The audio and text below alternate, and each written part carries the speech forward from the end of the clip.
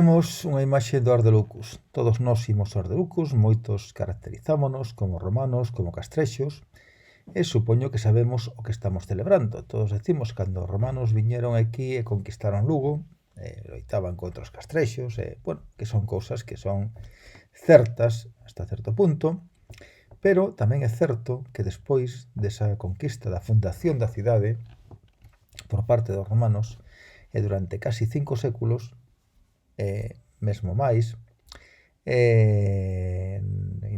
despois na época dos suevos, Lugo era unha cidade romana e os seus habitantes considerábanse romanos e tan romanos como os romanos da propia Roma. E eso é o que imos a ver hoxe un pouco neste vídeo. Cales son as pegadas que nos quedan de Roma en Lugo. A primeira pegada, pois lóxicamente, é esta muralla, que todos coñecemos e que moitos de nós percorremos, ou casi todos percorremos algunha vez nun sentido ou noutro. A muralla xa non é moi coñecida e falaremos dela posteriormente, pero, esta sería unha imaxe de como era a muralla naquela época, cando se construía a finais do século III despois de Cristo, cando empezaba a haber perigo das invasións bárbaras. A muralla estaba encalada, imaginadevos hoxe encalala, era moito máis alta que a que vemos na actualidade e tiña estas torres deste tipo que nos daría unha idea de como era a Mosqueira. Falaremos da Mosqueira despois. Aquí temos unha imaxe de como era pois aproximadamente no século XVI, XVII ainda a muralla de Lugo. De feito, a Mosqueira non é unha destas torres. A Mosqueira foi unha reconstrucción que se fixo no século XIX durante as guerras carlistas para rememorar como era a muralla antiguamente, pero é unha reconstrucción do século XIX. Aquí xa vemos moito menos alta porque unha parte importante está enterrada. Verémola na Domus do Mitreo. Esta é a porta Millá, probablemente a única porta auténtica que nos queda das 4 ou 5 que tiña a muralla no seu día en Lugo.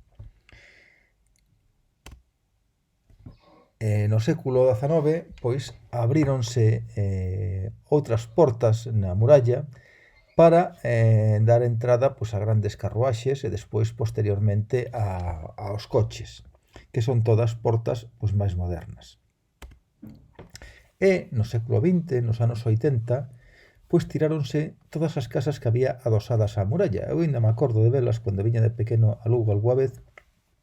Toda a muralla estaba chea de casas pegadas a ela e nunha época pois decidiuse arramplar con todas esas casas e moitos cubos da muralla houbo que reconstruílos, non son cubos orixinais, porque aí había casas e houbo que reconstruílos e de feito comentaba o arqueólogo que dirixiu aqueles traballos, Felipe Arias, que os cubos máis fotografiados hoxe en día non son cubos orixinais, senón que son cubos reconstruídos no sitio onde estaban os cubos orixinais no século XX, nos anos 80 do século XX, o sea, non hai tantos anos aínda. Temos aquí a muralla, a Mosqueira, e temos esta parte que vemos aí á esquerda, que esta parte, a parte de Campo Castelo, tampouco é unha zona de muralla romana. A muralla romana iba máis por dentro, por onde está hoxe a praza de Campo Castelo, e iso foi un engadido que se fixo no século XIX durante as guerras carlistas, para que servise a muralla de defensa de Lugo. Probablemente foi a única época en que a muralla serviu como defensa de Lugo. Entonces este engadido que hai polo Campo Castelo é moi posterior. É do século XIX. E imos a falar de acueductos. Esta foto non se ve moi ben, pero é máis ou menos o trazado do acueducto, aproximadamente uns 3 km desde onde se captaba a auga, o caput aqua que pon aí, hasta o Castelum Aqua, que o Castelum Aqua estaba dentro da muralla na plaza de Santo Domingo actualmente, e a captación de auga estaba no castro da Piringaña, e a través dun acueducto pois traíase a auga a Lugo. Cando falamos de acueducto non necesariamente temos que pensar no acueducto de Segovia. Un acueducto simplemente é conducción de auga. Isto sería un acueducto, sería unha tubería por onde chegaba a auga á cidade. Un acueducto, tal como pensamos nós, con arcos, probablemente só existiría na zona da Praza da Milagrosa, que é unha zona onde habría que salvar un desnivel importante, e aí sí que probablemente houbera un acueducto deste tipo. Isto é unha reconstrucción idealizada de por onde iría o acueducto na actual Praza da Milagrosa. Este é unha foto moi antigua, aí por esa zona, por a zona da Milagrosa, do acueducto romano, non sei de cando é, e atopeina por aí, e tería este aspecto, máis ou menos. En moitos sitios, pois era moito máis baixo que esta, non tería tanta altura como que ten aquí. De feito, bueno, pódese ver en restos do acueducto, están musealizados en ventanas arqueolóxicas na Praza de San Marcos, onde a Diputación Provincial, aí podedes achegarvos e velas. E polo barrio de Milagrosa, pois hai algunha zona onde se ven restos do acueducto que parece un muro. Isto realmente que vedes aí é o Poscaementiquia, o formigón da época dos romanos. E iso que parece un muro son os restos do acueducto romano que traía auga a Lugo.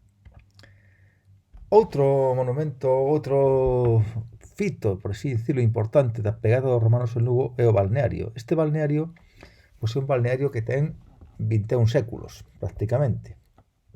Ou máis, incluso podía haber aí había aguas termais, e probablemente xa os que estaban antes dos romanos seguramente se aproveitaban.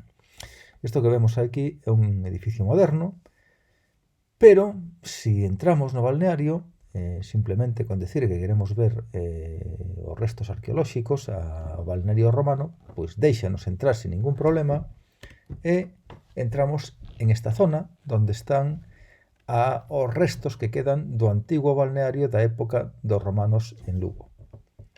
Eran as termas romanas. Podemos andar por estos pasillos tranquilamente, botarlle un ollo e facernos unha idea de como sería, como estarían aí a xente bañándose no seu tempo de lecer neste balneario que teñamos aquí. Estos son outros restos, porque aí cando excavan para facer algún obra no balneario, pois sempre aparecen restos arqueolóxicos que despois pois teñen que acondicionar para que sexan visitables. Isto é máis do balneario. Outro chádego importante de restos romanos é a Domus do Mitreo, que xa vos puxen un vídeo sobre ela. Isto está en fronte da catedral. Aí apareceu unha antigua casa romana que tiña dentro un ara dedicada a Mitra, que probablemente era un mitreo, un templo de Mitra. Aquí tamén se pode entrar e visitala. Son os restos dunha casa romana, e isto que temos aquí á esquerda é a muralla. Aí podese apreciar a muralla en toda a súa altura. Esta casa, de feito, foi unha casa que foi arrasada cando se fixo a muralla, que lle pasou polo medio, porque a muralla, como ben dixemos, non se fixo deixando todo Lugo dentro, senón que se adaptou ao terreo por onde fora máis fácil de construir. En algún caso, pois, houbo que arramplar con algunha casa, como foi esta casa da Domus do Mitreo. Esta é outra visión de como é por dentro, con aí escaleiras para visitala e todo isto. Outro sitio importante é os mosaicos de Batitales, na rúa do Doutor Castro, onde a Zapatería Cortés, incluso algúns se poden ver desde a zapatería. Mentre comprades unhos zapatos, hai unha ventana arqueolóxica que se vai para baixo. E aí, pois, había unha casa que probablemente era unhas casas máis importantes da cidade, que podía ser esta unha recreación máis ou menos de como sería esa casa na súa época, que estaba chea de mosaicos no chan. Como vedes aquí, os mosaicos cas súas teselas, cos seus dibuxos, as pedriñas esas, e algúns deles están no museo e outros están aquí in situ. Outro sitio onde hai restos arqueolóxicos é en San Roque. Detrás da capela de San Roque hai un pequeno museo que dá acceso a unhos restos que se atoparon aquí, moi chulos e moi importantes. Toda esta zona de San Roque era un antigo cemiterio romano. Estaba fora da cidade e os romanos sempre enterraban fora das cidades. Entonces por toda esa zona enterraban e aquí pois apareceron esta fonte que ten así como unha especie de villa, por onde caía auga con forma de carneiro, que os arqueólogos pois tampouco saben moi ben o que significa. E, bueno, hai outra serie de restos por aquí que están musealizados e que tamén se poden visitar. Vale, isto é a piscina que está detrás da sede da banca na Praza Santa María, entre a sede da banca e a catedral. Esta piscina pois non se sabe exactamente a que correspondía, se era un baptisterio xa da época cristiana ou se pertenecía ás termas que había por esta zona, por onde está o Pazo do Obispo, pois había unhas termas probablemente, podía pertenecer a esas termas ou podía ser un baptisterio, porque antes bautizaban por inmersión, que quere decir que metían o neno enteiro, o maior, que tamén se bautizaban de maiores, metíanse enteiros na auga, eran como unha bañeira, e isto podedelo ver aí tranquilamente, cando o cristal non este moi empañado, que agora xe puxeron para que non se empañe. Isto era cando estaban restaurando. Aquí é unha visión que non se ve moi ben, e isto era cando tamén estaban restaurando esta bañeira. Vale, outro monumento típicamente romano é a ponte romana de Lugo. Esta ponte, pois, unha boa parte dos arcos xa se fixeron na Idade Media, porque da primitiva ponte quedan, me parece que un arco solamente, un dos extremos, según os estudios que fixeron, porque, claro, as riadas e todas estas cousas, pois, íanse destruindo, iban reconstruindo, e moitos deles, pois, foron reconstruídos en épocas posteriores. De feito, a parte de arriba é unha reconstrucción actual, porque esta ponte era máis ou menos como é agora, pero durante moito tempo, e iso ainda pasei en coche moitas veces, circulaban os coches, entonces tiña quitárase os pretriles e puxéraselle, ensancháranse para que poderan pasar os coches, e pasaban 2 coches á vez por aí. E despois tratouse de volver á súa forma orixinal, cando se construía outra ponte, a Ponte Branca. Isto é o Museo de Lugo. No Museo de Lugo tamén vos podedes achegar, e están aí mosaicos, algúns deles dos da Rúa do Doutor Castro, hai aras, hai a tábula de hospitalidade do Caurel, bueno, que se atopou aí nun castro do Caurel, unha tábula de bronce onde se fai unha persoa que se vai a vivir con outro poboado que o aceptan. Esta son os mosaicos, son a reconstrucción dos mosaicos tamén do Deus Océanos, que estaban do Doutor Castro e que está no museo, pero esta é unha reconstrucción ideal de como sería exactamente. Estas son lucernas, que hai no museo, hai moitísimas, que eran co que alumaban os romanos. Isto enchíano de aceite, poñían unha mechiña e prendíanlle lume e con eso alumaban. Hai moitísimas.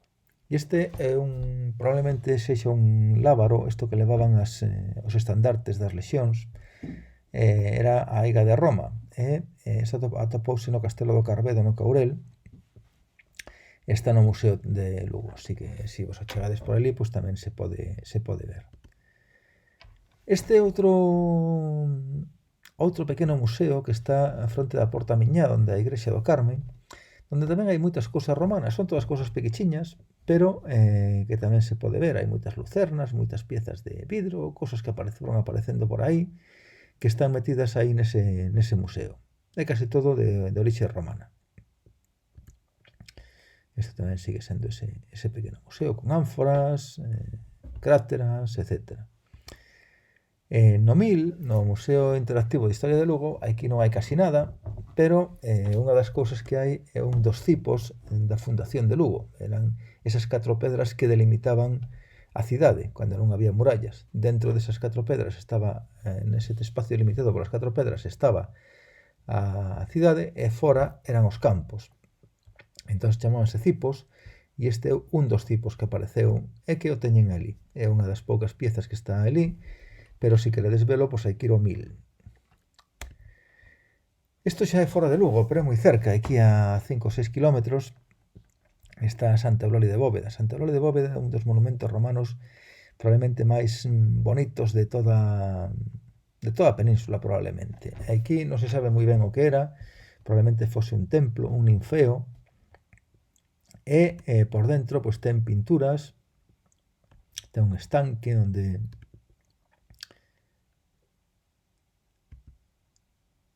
Aquí estos páxaros, as ocas, probablemente que foran.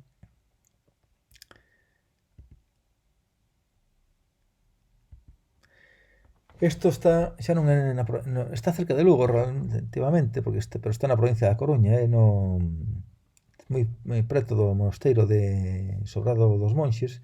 Aí hai un campamento romano que está excavado en parte. Os campamentos romanos eran todos cuadrados, como vistes no vídeo da fundación de Lugo, que ao principio era unha cousa cuadrada, e aquí pois vivía aproximadamente media lexión, según din. Estaba aquí permanentemente. Estuvo durante moitos anos ocupado, foi un campamento da lexión romanas, e tamén se pode visitar. Cidadela se chama, que isto tamén é Cidadela. E isto xa para finalizar é unha cousa que acaba de aparecer relativamente hai pouco. Na Praza Santo Domingo estáse facendo un hotel aí nun edificio que se tirou, e ao excavar pois apareceu estes restos de calzada romana. Isto, pois os propietarios do hotel quedaron en que cando construían o hotel pois deixarán isto con musealizado, que se poderá ver por a parte de arriba. Aí vedes como construían, como facían as calzadas os romanos con todas esas capas de pedra que lle metían, según vimos aí no libro. E con isto acabou a presentación.